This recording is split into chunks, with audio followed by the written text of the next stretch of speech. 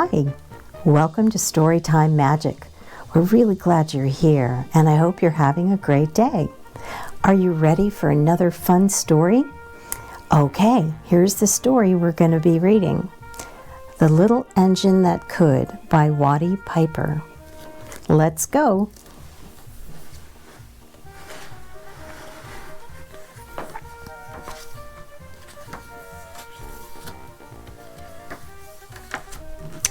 Chug, chug, chug, puff, puff, puff, ding dong, ding dong.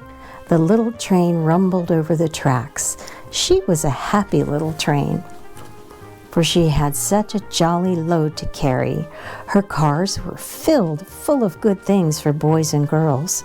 There were toy animals, giraffes with long necks, teddy bears with almost no necks at all, and even a baby elephant. Then there were dolls with blue eyes and yellow curls, dolls with brown eyes and bobbed heads, and the funniest little toy clown you ever saw. And there were cars full of toy engines, and airplanes, tops, jackknives, picture puzzles, books, and every kind of thing boys or girls would want. But that was not all. Some of the cars were filled with all sorts of good things for boys and girls to eat. Big golden oranges, red-cheeked apples, bottles of creamy milk for their breakfasts, fresh spinach for their dinners, and peppermint drops and lollipops for after-meal treats. The little train was carrying these wonderful things to the good little boys and girls on the other side of the mountain. She puffed along merrily. Then, all of a sudden, she stopped with a jerk. She simply could not go another inch. She tried and she tried, but her wheels would not turn. What were all those good little boys and girls on the other side of the mountain going to do without all the wonderful toys to play with and all the good food to eat? "Here comes a shiny new engine," said the funny little clown who jumped out of the train. "Let us ask him to help."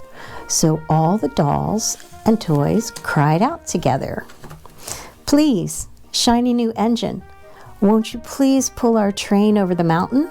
Our engine is broken down and the boys and girls on the other side won't have any toys to play with or good food to eat unless you help us." But the shiny new engine snorted. "I pull you?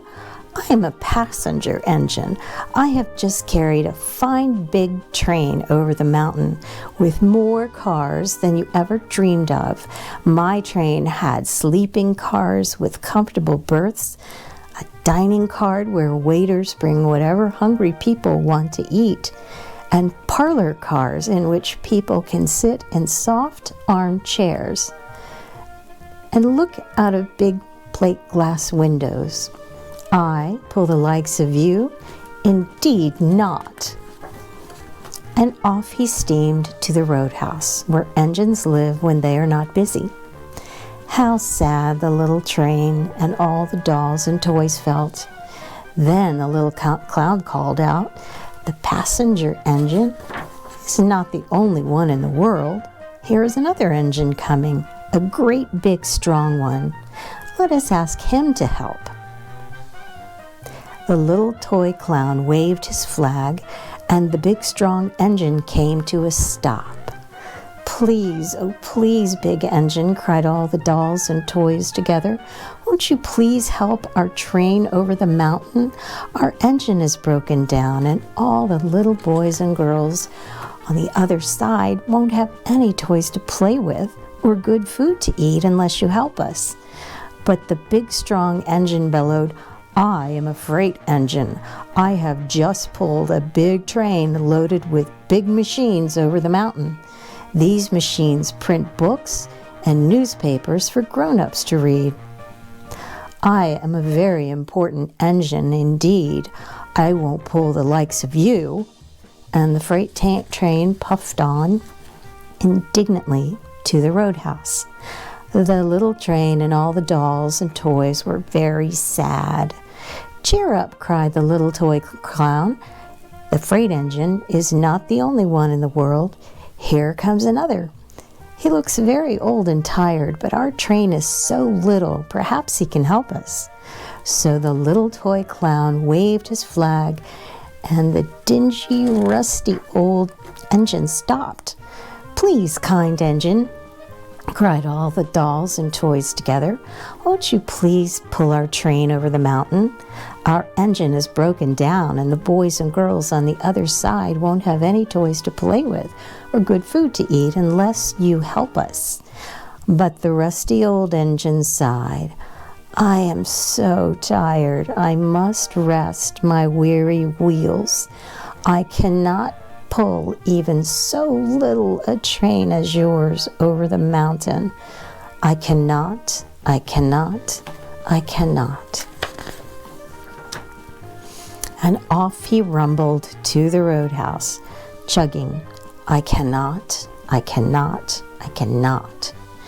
Then, indeed, the little train was very, very sad, and the dolls and toys were ready to cry. But the little clown called out, "Here's another engine coming, a little blue engine, a very little one. Maybe she can help us." The very little engine came chugging merrily along. When she saw the toy clown's flag, she stopped quickly. "What is the matter, my friends?" she asked kindly. "Oh, little blue engine," cried the dolls and toys, "will you pull us over the mountain? Our engine has broken down, and the good boys and girls on the other side won't have any toys to play with or good food to eat unless you help us.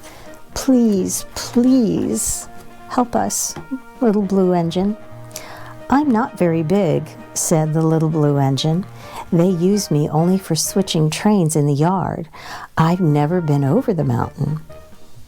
"But we must get over the mountain before the children awake," said all the dolls and toys. The very little engine looked up and saw the tears in the doll's eyes, and she thought of all the good little boys and girls on the other side of the mountain, who would not have any toys or good food unless she helped.